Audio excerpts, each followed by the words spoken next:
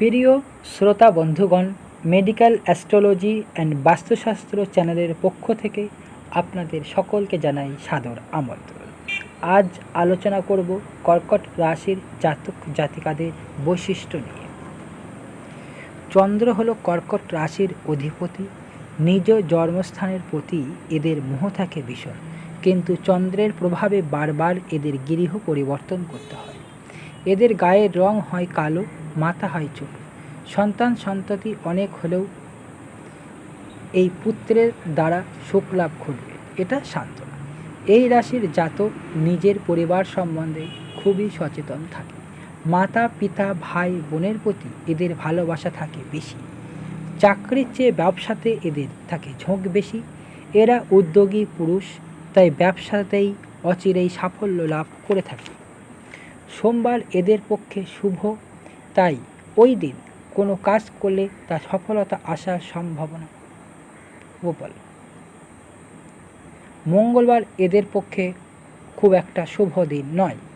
বিদেশ ভ্রমণের পক্ষে খুবই শুভ, তবে রাজা বা বিত্তবান মানুষের সংস্পর্শে এদের না যাওয়াই বাঞ্ছনীয়, কারণ অপবাদ আসতে পারে।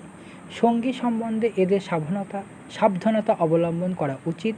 বিশেষ সাবধান না হলে নারী ঘটিত ব্যাপারে জড়িয়ে পড়তে পারে। কিন্তু পরস্ত্রী ও পরনারীর সংসর্গে গেলে দুঃখ অনিবার্য।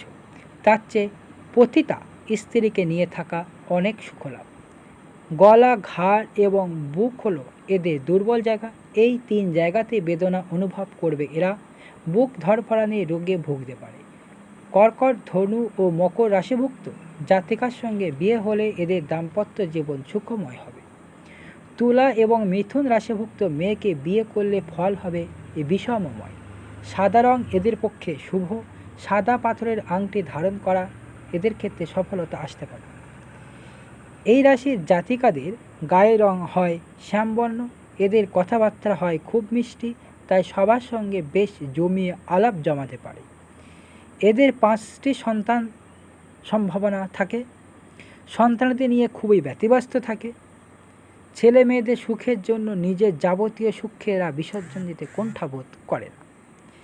এই নারীদের জীবনে 3 থেকে 4 বার বিপদ আসতে পারে।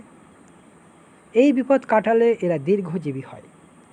বন্ধুরা, আমার আলোচনা ভালো লেগে থাকলে আমার চ্যানেলটি তোমরা সাবস্ক্রাইব করো, শেয়ার করো। ধন্যবাদ। জয় মাতা।